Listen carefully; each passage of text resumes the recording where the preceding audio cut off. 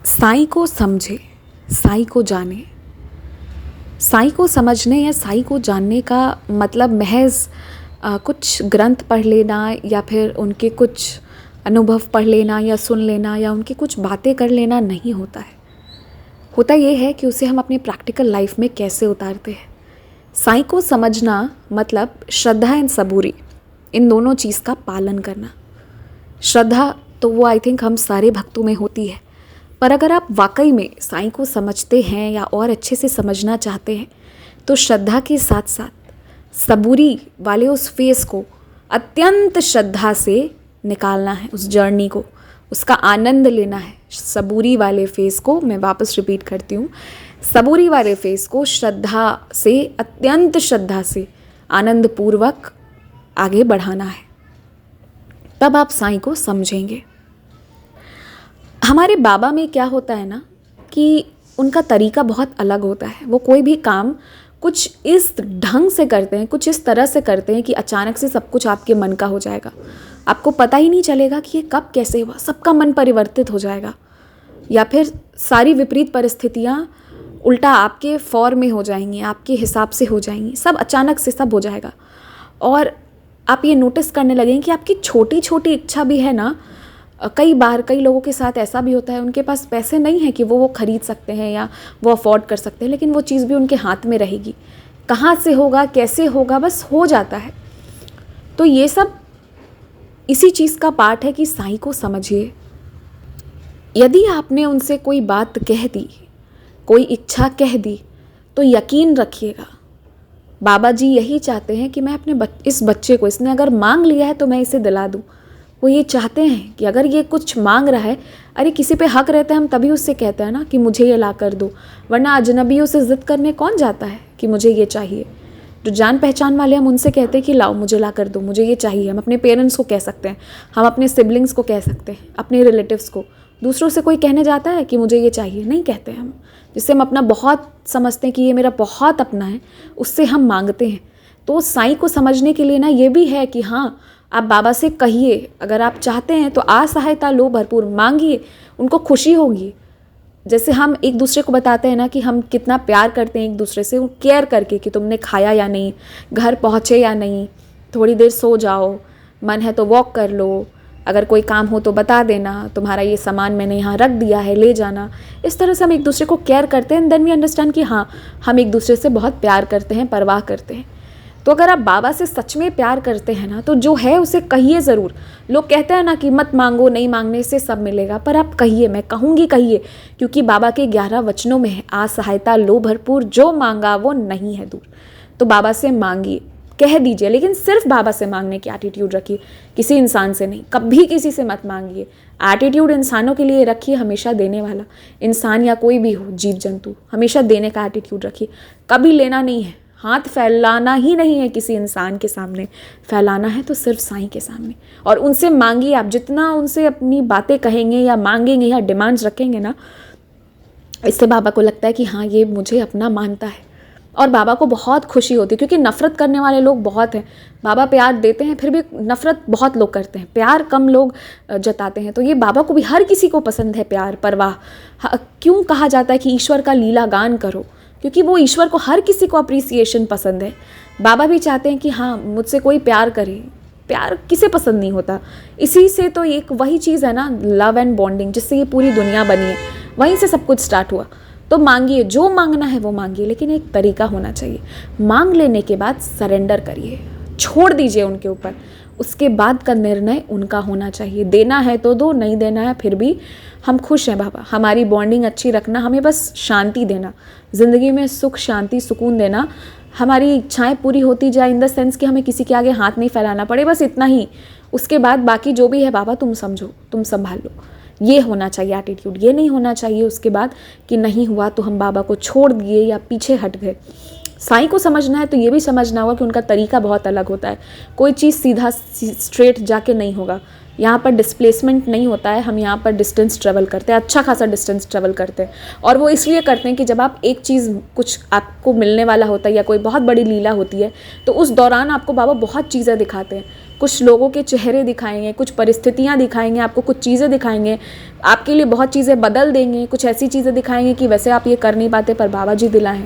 तो साईं को समझिए, जब आपने उनसे कुछ मांगा है, अगर वो जनरली बाबा देते हैं और अगर वो दे रहे हैं तो बहुत खूबसूरत तरीके से देंगे। वो उस दिन देंगे जिस दिन वो आपके लिए सबसे ज़्यादा सौभाग्यशाली बनकर आए।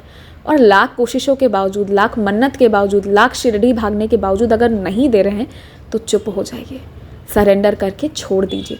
उसका भी कारण है, वो आपके लिए फेवरेबल नहीं। अगर वो आपके लिए फेवरेबल नहीं होगा ना, तो चाहे वो लाख दुनिया वालों का फ़ायदा कर जाए, वो आपको नहीं मिलेगा, वो देंगे ही नहीं, क्योंकि वो 1% भी अपने बच्चों का नुकसान बर्दाश्त नहीं कर सकते हैं।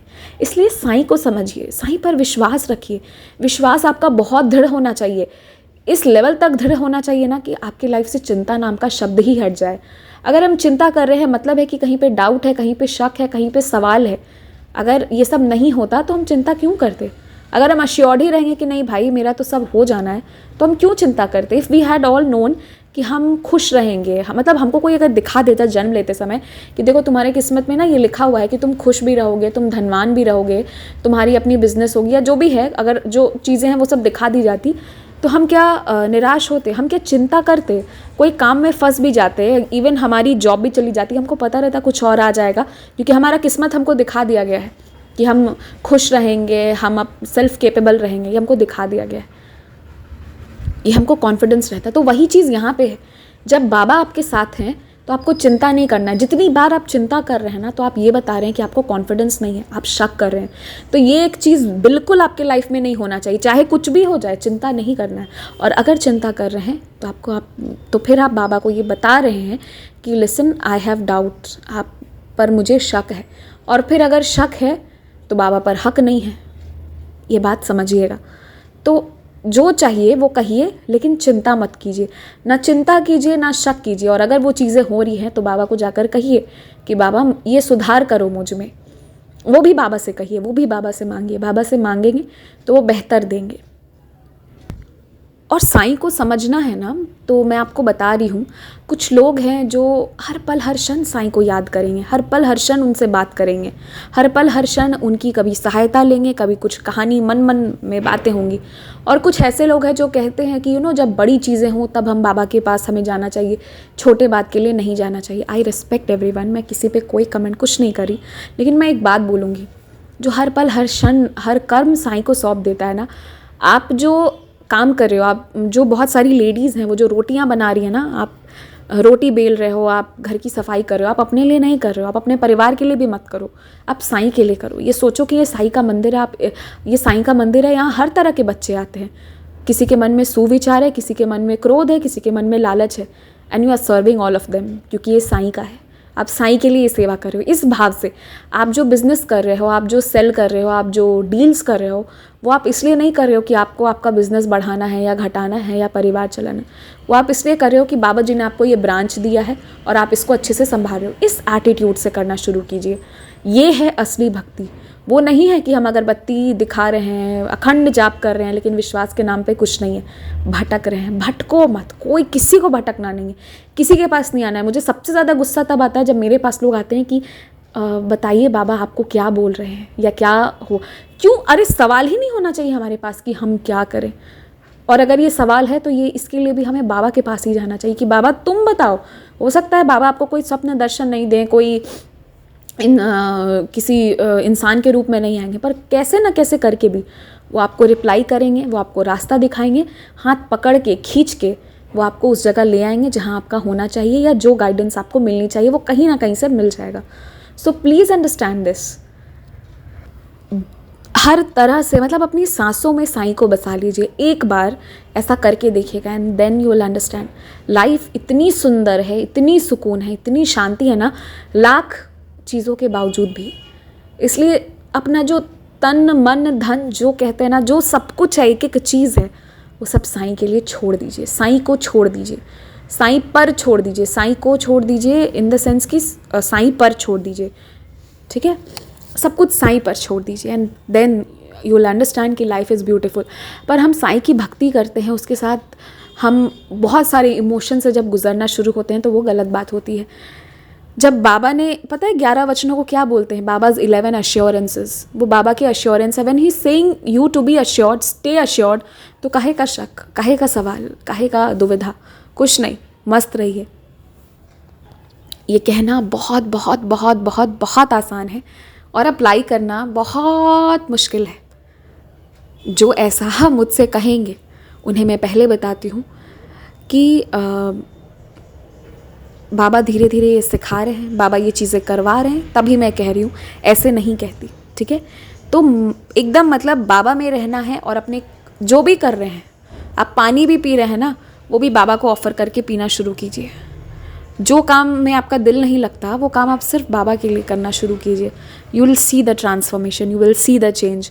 तो साईं को समझिए, साईं को जानिए।